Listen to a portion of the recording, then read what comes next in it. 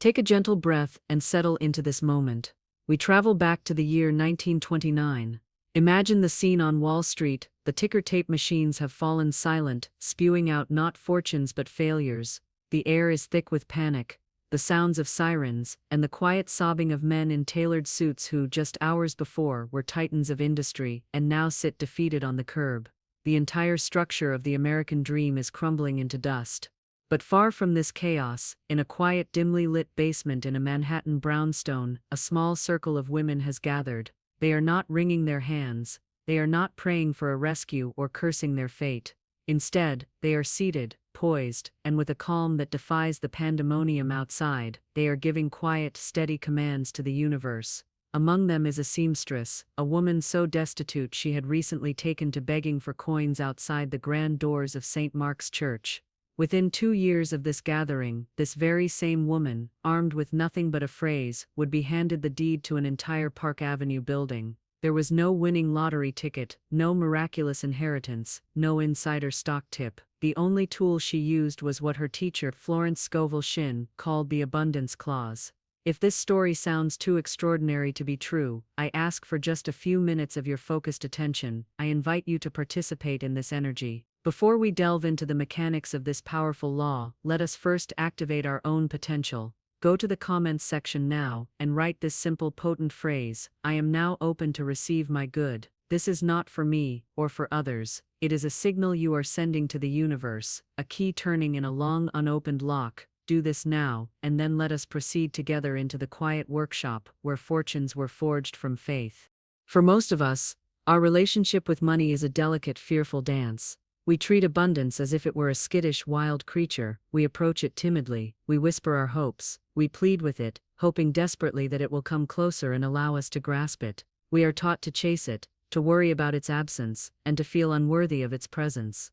Florence Scovel Shinn, in her seminal 1925 book, The Game of Life and How to Play It, teaches the complete opposite. Money, she explains, is not a wild animal to be tamed, but a form of energy, a willing and obedient servant that responds only to clear, confident, and unwavering direction. It has no will of its own. It is simply a substance that takes the shape of our convictions. When you utter the common phrase, "Times are tough," money and the universe that provides it hears a direct command: block the flow. I am not ready for ease. When you hold the thought, "I'll be grateful just to have enough to get by," the subconscious mind, which Shinn identifies as the builder of our reality, hears a different order: my cup is small, do not give me more than this, for it will surely overflow and be wasted.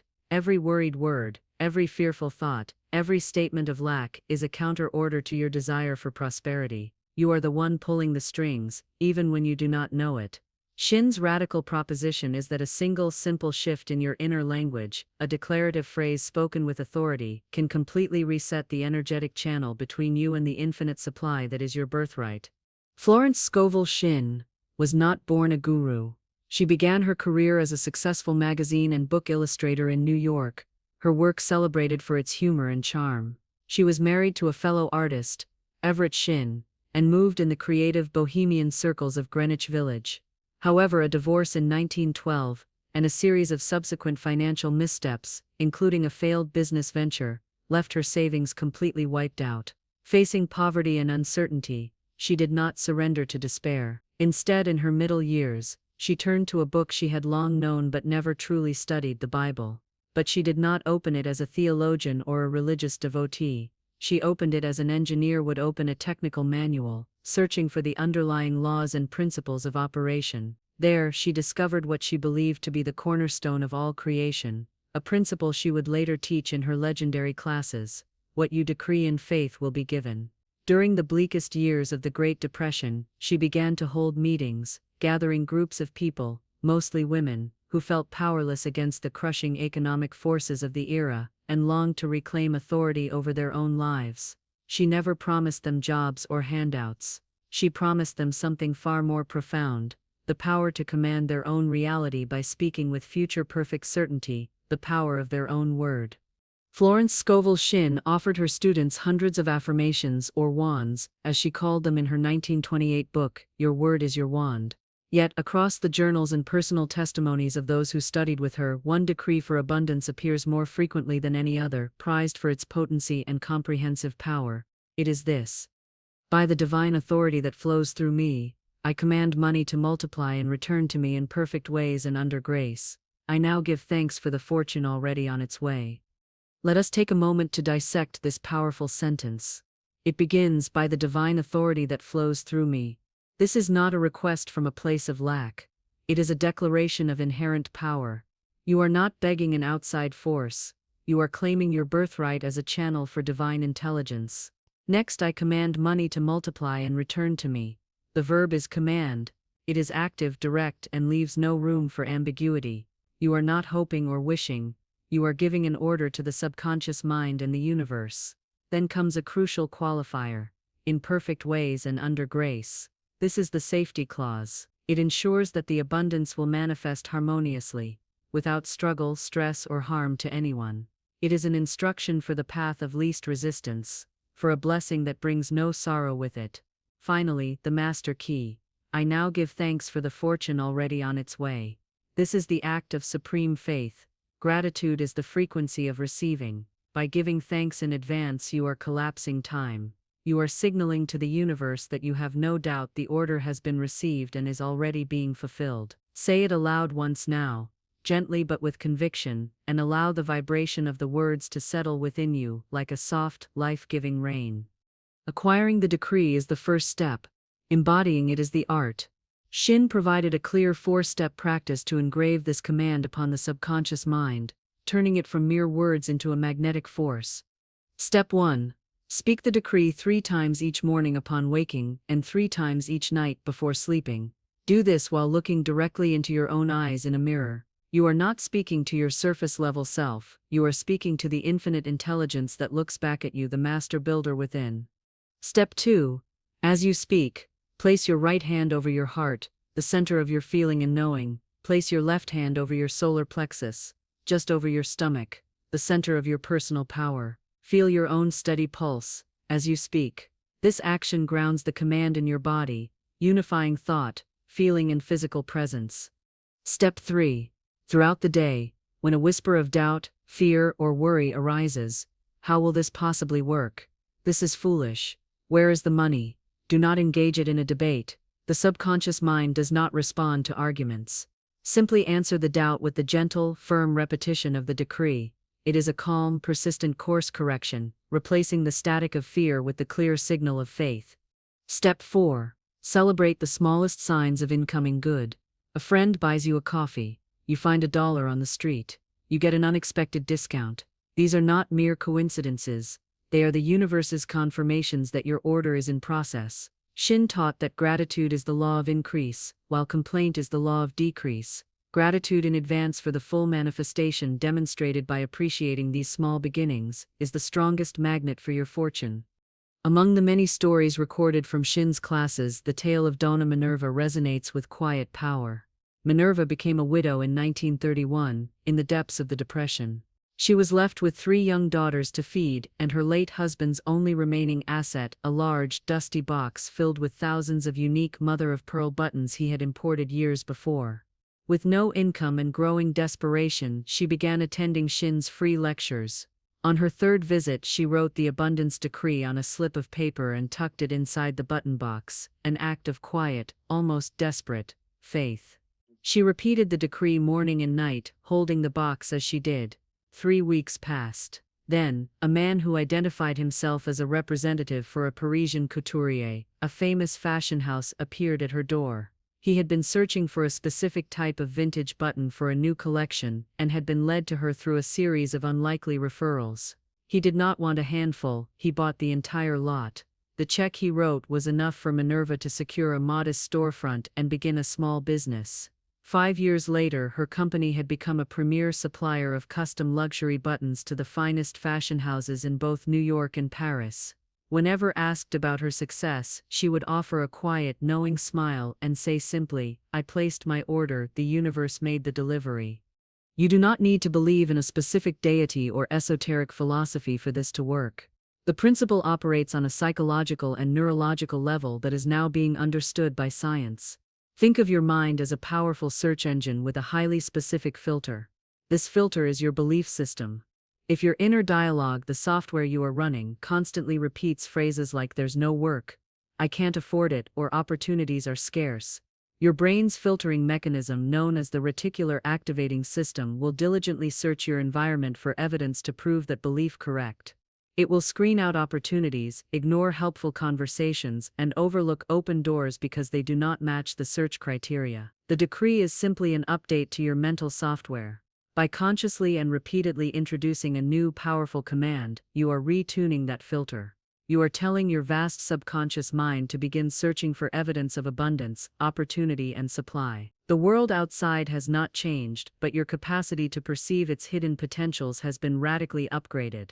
The same reality that once seemed barren will suddenly begin to present you with ideas, introductions, and pathways that were there all along but were simply invisible to your previous state of consciousness. In our digital age, we can adapt Shinn's practice for a modern context, creating a simple but potent daily ritual. 1. Open the Notes application on your phone. Create a new note. 2. Type the decree in all capital letters: "By the divine authority that flows through me, I command money to multiply and return to me in perfect ways and under grace. I now give thanks for the fortune already on its way." 3. Press the microphone icon on your keyboard to activate voice to text, and speak the decree clearly and firmly one time. Watch as your spoken words appear on the screen, a direct transcription of your command. 4. Title the note, "Order Placed." Save it and close the app. Take a deep breath in, and as you exhale, let it go. Your part is done. The order has been placed with the universal supply chain. The delivery is now on its way. We are now at the halfway point. You have received the core teaching, the decree itself, and the method of its application. Perhaps you can already feel a subtle shift within you, a quietening of old fears, a flicker of new possibility. This is the energy beginning to move. If this teaching resonates with you, and you wish to continue this journey of mastering your inner world, take this moment to subscribe to our channel and turn on notifications. Think of it as your signal to the universe that you are serious about this work. And in the comments, simply write, "I am continuing the path." Now let us explore the common pitfalls and the deeper secrets to making this decree an unfailing part of your life. According to Shinn's teachings, the most common and fatal error in applying this law is contaminating the command with an escape clause. These are the subtle buts and ifs we attach to our desires out of fear and doubt. "Bring me a fortune, but only if it's easy and I don't have to change." "I want my own business to be a success, but what if I'm not good enough?" Imagine giving your car's GPS precise directions to Paris while simultaneously insisting that you must never leave your own driveway. The system is receiving two contradictory commands, and as a result, cannot function.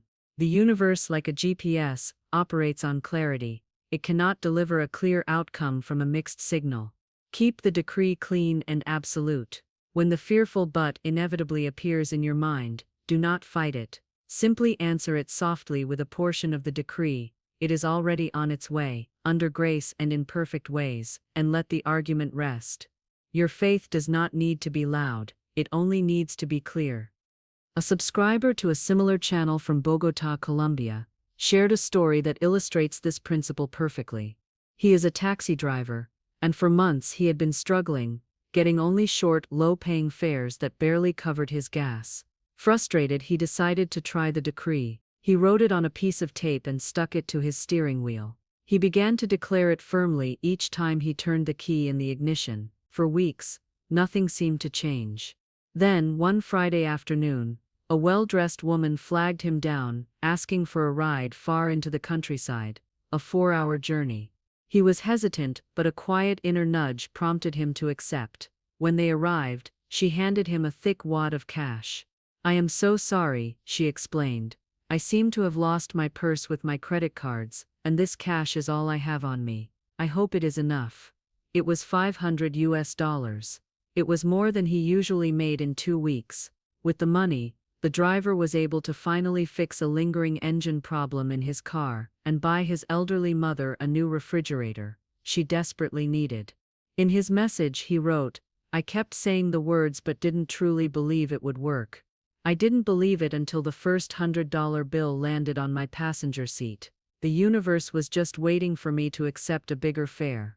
As your inner state shifts, the outer world will begin to send you confirmatory signs, clues that your manifestation is drawing near. Here are 3 classic signs Shinn students were taught to look for.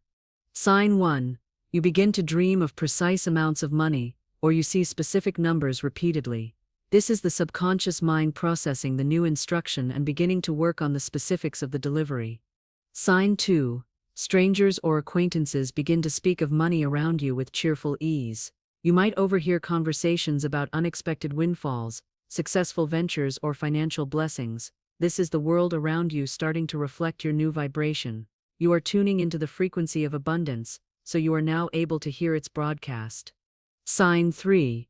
You receive what appears to be evidence of lack, but it no longer triggers fear. Perhaps an unexpected bill arrives in the mail. Instead of panicking, your first thought is calm. This is a test of faith. The appearance of a debt is a vacuum that the universe is preparing to fill. Smile when you see it, and whisper, "Thank you for the confirmation that my supply is on its way." This transforms a trigger for fear into an affirmation of faith. A common blockage to receiving great wealth is a subconscious fear of having too much. Many people carry a hidden guilt about abundance, a belief that it is somehow selfish or unspiritual to be wealthy. To counteract this, Shinn would often suggest adding a second line to the primary decree, creating an expanded version for generous hearts. And I give thanks that this flow multiplies so I may serve more people and honor my divine purpose. This addition masterfully reframes the entire request. It quiets the ego's fear of being judged as greedy and transforms money from a personal goal into a willing and powerful partner in doing good works.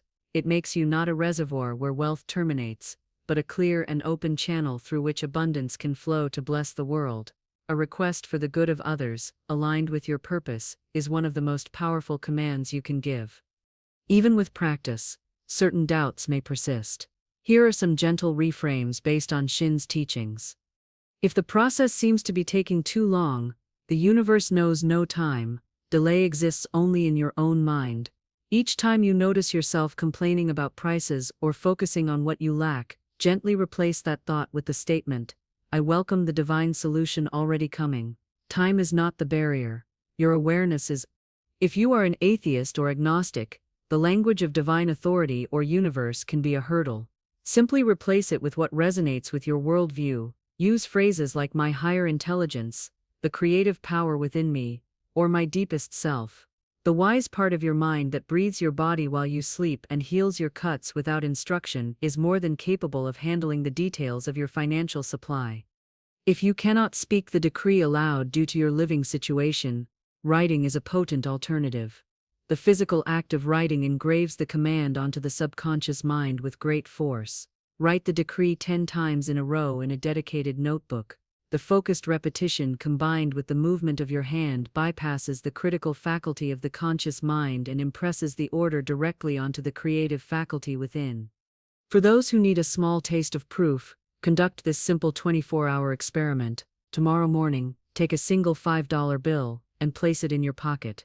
As you go about your day, each time you spend any money at all, whether it's from that bill or from your bank card, even for a small coffee, touch the $5 bill and say softly, either aloud or in your mind, "Return to me multiplied by 10. This is not a command for a literal $50 return on every purchase. It is an exercise in consciousness. You are training your mind to see money not as something that is lost, but as something that circulates and returns. At the end of the day, take a moment to account for what came back to you. Did a friend treat you to lunch? Did you receive an unexpected refund? Did you find a valuable coupon? Did an idea come to you that could save or make you money? If the balance of what flowed to you in all its forms is positive, you have your first piece of living proof that your word has power. You now hold the exact decree that turned scarcity into plenty during the worst economic collapse of the last century. You have the precise method for its use, and you have living examples, both old and new, that this is not wishful thinking but a tangible spiritual practice. The choice, as always, rests with you. You can remain in the long queue of those who are passively hoping that external things will improve, subject to the whims of circumstance. Remember, you are no longer a beggar of circumstances, you are the gentle commander of your own abundance.